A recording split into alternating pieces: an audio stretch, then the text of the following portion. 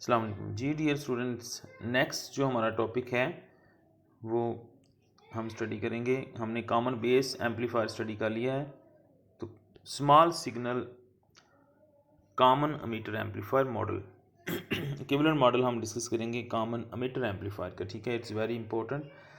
अच्छा, सबसे पहले हम ये ज़हन में बिठाएं कि हमने कॉमन एमिटर की बात की है, तो एमिटर जो टर्मिनल होगा वो कॉमन होगा। अब इनपुट जो अप्लाई होगी, एमिटर के अलावा हमारे पास दो टर्मिनल हैं, एक बेस है एक कलेक्टर है। तो इनपुट अप्लाई होगी बेस के ऊपर और आउटपुट ली जाएगी कलेक्टर से with respect to emitter and with respect to emitter, दोनों में। ठीक है। अच्छा, अब हम फाइंड करेंगे input resistance of common emitter configuration. ठीक है, हमने कॉमन बेस में देखा था इनपुट रेजिस्टेंस हमारी आर ई डैश होती है। इसमें हमारी इनपुट रेजिस्टेंस क्या होगी, एक इसके हम दो तरीके से इसको सोच सकते हैं। एक तरीके से कि हमारे पास जो मैथमेटिकल मेथड है कि हम इनपुट रेजिस्टेंस अगर आपने देखनी है तो simply input voltage divide by input current. Input voltage हमारे पास VBE है, ठीक है, base to emitter voltage, and input current actually IB है। तो हम VBE ओवर IB को इस तरह लिख सकते हैं कि VB ओवर IB को इन टर्म्स ऑफ IE लिखना हो तो हम लिखेंगे IE over beta plus one. ये क्या बन जाएगा, IB। ठीक है, तो बीटा प्लस वन को हम अगर ऊपर ले जाएं फिर, और VBE over VBE over IB आपको हमने कॉमन बेस में देखा था, this is equal to RE dash.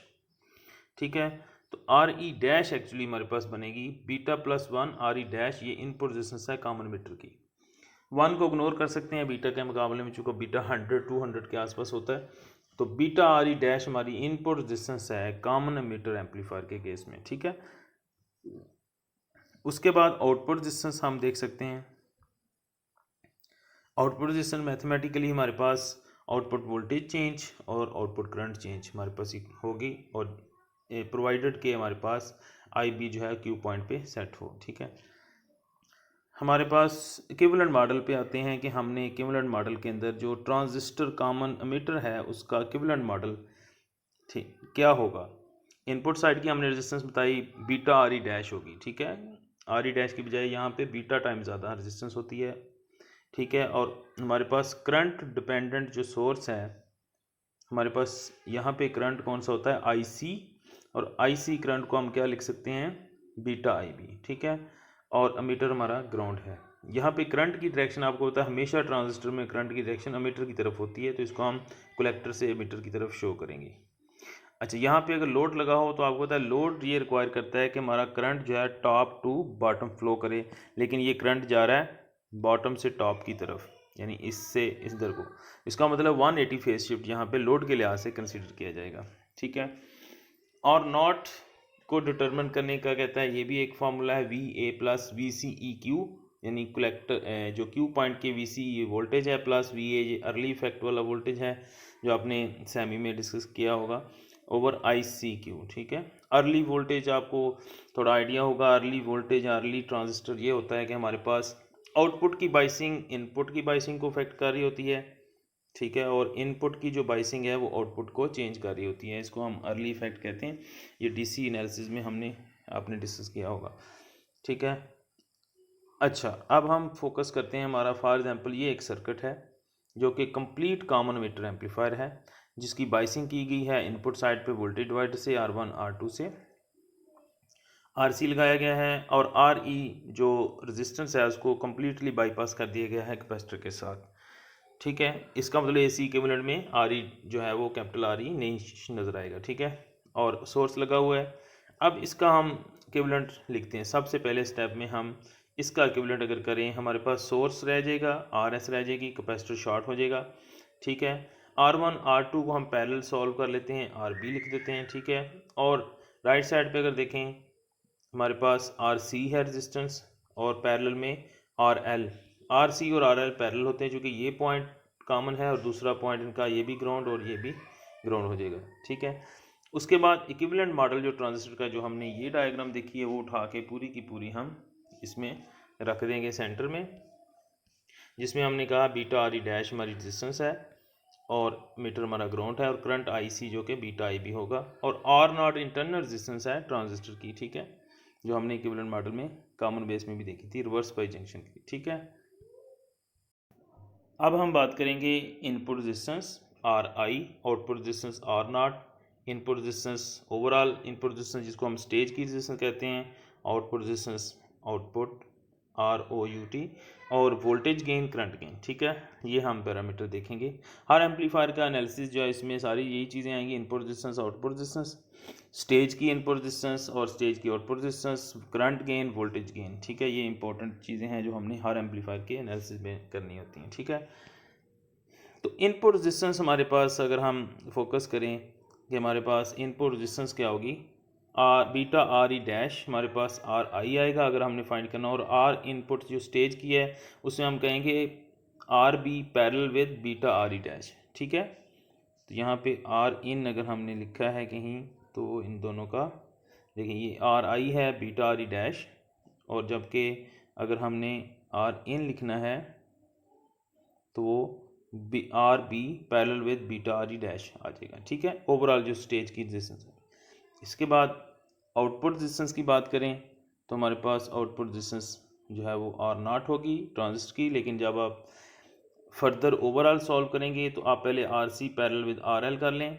ठीक है, R C parallel with R L को हम स्मॉल आर एल से शो कर देंगे। ठीक है, फिर स्मॉल आर एल और आर नॉट का पैरेलल कम्बिनेशन आप ले सकते हैं, फाइनल जो आप बनानी है। ठीक है, जो फाइनल डिवीजन होनी है वो स्मॉल आर एल और आर नॉट की होगी। ठीक है, अच्छा, अब करंट गेन की बात करें। करंट गेन हमारे पास आई सी ओवर आई बी करंट था, हमारे पास बीटा जो है करंट गेन। ठीक है, अब बीटा एक्चुअल करंट गेन है ट्रांजिस्टर का, लेकिन ये डिवाइड हो रहा है फर्दर इस ब्रांच में, आउटपुट की ब्रांच में। आपको पता है यहाँ पे करंट आपका बीटा गेन है, लेकिन इधर दो ब्रांचेस में डिवाइड हो रहा है। पहले हम आर सी और आर एल का पैरेलल कम्बिनेशन लिया तो स्मॉल आर एल लिख दिया है, इसका मतलब दो ब्रांच रह जाएंगी आर नॉट और small R L. Small R L और आर नॉट का अगर हमने करंट डिवीजन लगाना है तो हम आर नॉट को ऊपर रखेंगे, R naught over R naught plus R L into beta I B, या अगर गेन की बात करें तो बीटा से मल्टीप्लाई कर देंगे। ठीक है, तो ये हमारे पास आउटपुट साइड पे जो ब्रांचेस, दो ब्रांचेस में करंट डिवाइड हो रहा है। ठीक है, ये आपके पास करंट गेन आ गया। अच्छा, इसको अगर ए आई को ओवरऑल करंट गेन देखना है जिसमें सोर्स को भी इफेक्ट डालना है तो यहाँ पे हम देख सकते हैं I L over I S अगर आपने देखना है तो ए आई एक्चुअली क्या है, बीटा इनपुट साइड। अगर फर्दर हमने स्मॉल आर एल की बजाय कैपिटल आर एल और आर सी में भी डिवीजन करनी है तो हमें एक स्टेप और लगा देना है, हमने R C over R C plus R L, और इनपुट साइड पे R B over R in plus R B. ठीक है, तो इनपुट साइड पे भी जो करंट की डिवीजन है वो भी आप सेपरेट करके भी लिख सकते हैं। ठीक है, क्योंकि यहाँ से करंट आ रहा है, दो ब्रांचेज में डिवाइड होगा। अगर इस ब्रांच का देखना है तो हमें ये ब्रांच ऊपर रखनी है, R B over R B plus input resistance. ठीक है, ये हमारे पास ओवरऑल करंट गेन। अब वोल्टेज गेन की हम बात करते हैं। वोल्टेज गेन हमने कॉमन बेस में देखा था, जनरल जो एक्सप्रेशन आया था R C over R E dash हमारे पास एक्सप्रेशन था। ठीक है, इसमें भी वही एक्सप्रेशन डेवलप हो रहा है, लेकिन हमारे पास आर एल और आर सी का पैरेलल कम्बिनेशन और इन्वर्टेड आपको नज़र आएगी, चूँकि आपका करंट जो है इन्वर्टेड नज़र आ रहा है। ठीक है, invoking the general form of the voltage gain in terms of A I namely A V. तो वोल्टेज गेन हम एक तरीका यह है कि हम करंट गेन को मल्टीप्लाई कर दें resistance, load resistance over are आई यानी इनपुट रेजिस्टेंस के साथ, फिर भी हम वोल्टेज गेन निकाल सकते हैं। ठीक है, करंट गेन को मल्टीप्लाई कर दिया, यानी एक्चुअली क्या है, आउटपुट वोल्टेज ही बन जाएगी, क्योंकि यहाँ पे ए आई में क्या शामिल है, आउटपुट करंट इनपुट करंट। तो आउटपुट करंट आउटपुट रेजिस्टेंस क्या हो जाएगी, वोल्टेज, और इनपुट करंट के साथ रेजिस्टेंस मल्टीप्लाई करेंगे तो ये वोल्टेज, यानी output voltage over input voltage actually ये है। ठीक है, तो इसको हम क्या लिखेंगे जी, हमारे पास ए आई हमने अभी देखा है कि हमारे पास इक्वल है beta R naught over R naught plus R L है। ठीक है, तो जबकि हमारे पास जो रेजिस्टेंस है आर एल, यहाँ से हम देखेंगे जो हमारे पास करंट गेन है वो beta R naught over R naught plus R L है। ठीक है, और जो इनपुट रेजिस्टेंस है वो बीटा आर ई डैश है। ठीक है, तो हमने ए आई रिप्लेस किया और इनटू मल्टीप्लाई कर दिया ये वाले फैक्टर, ठीक है। दोनों जब आप मल्टीप्लाई करेंगे आपके पास स्मॉल आर एल को फर्दर कहता है, हम लिख सकते हैं R C parallel with R L, ठीक है। तो स्मॉल आर एल जो है वो यहाँ से हम लिख सकते हैं, ठीक है। उसके बाद यहाँ से बीटा कैंसिल हो जाएगा और ऊपर जो हमारे पास टर्म रह जाएगी R naught into R L over R naught plus R L. इसको हम लिख सकते हैं R naught parallel with R L, ठीक है। R L parallel with R naught divided by beta cancel होगा तो सिर्फ आर ई डैश हमारे पास रह जाएगी, ठीक है। अगर आप देखें तो ये आउटपुट साइड का पैरेलल कम्बिनेशन रेजिस्टेंस का और इनपुट साइड का हमारे पास रेजिस्टेंस जो मौजूद है पैरेलल कम्बिनेशन, तो वही फैक्टर आ रहा है जिस तरह हमने कॉमन बेस में देखा था, ठीक है। तो वोल्टेज यहाँ से डोमिनेंट कौन सी चीज़ आएगी, जो स्मॉलर रेजिस्टेंस है, स्मॉल आर एल जो है वो स्मॉलर है और नॉट वेरी लार्ज, तो हम लिख सकते हैं minus are L over R E dash, ठीक है, क्योंकि ये डोमिनेट हमारे पास सिर्फ स्मॉल आर एल, ठीक है। तो ओवरऑल वोल्टेज गेन अगर देखनी है तो फिर हमें सोर्स का भी इफेक्ट डालना पड़ेगा, ठीक है। सोर्स के इफेक्ट के लिए हमें लिखना पड़ेगा R in over R S plus R in, और आर इन में क्या मौजूद है, आर इन में आपकी आर बी भी है और R beta R E dash भी है, ठीक है। आर बी और बीटा आर ई डैश दोनों का पैरेलल कम्बिनेशन सॉल्व करने के बाद आप इस तरह से लिख सकते हैं, ठीक है। R B parallel with beta R E dash दोनों को सॉल्व करेंगे, फिर आप आर एस के साथ सीरीज में लिखेंगे तो फिर वोल्टेज डिवीजन लगेगा आर बी पैरेलल विथ, यानी आर इन की बात कर रहे हैं हम, R in over R in plus R S, ठीक है। इस तरह से आपका वोल्टेज डिवीजन भी आ जाएगा जो इनपुट का होगा, ठीक है। तो ये overall voltage gain, overall current gain का हमने फार्मूला डेवलप कर लिया है। तो नेक्स्ट हम फिर common emitter amplifier with partly bypass emitter resistance, यानी कैपेसिटर अगर नहीं लगाते तो फिर आपको पता है कि हमारे पास ये वाली रेजिस्टेंस आर ई जो होगी वो भी फिर यहाँ पे काउंट होगी, ठीक है।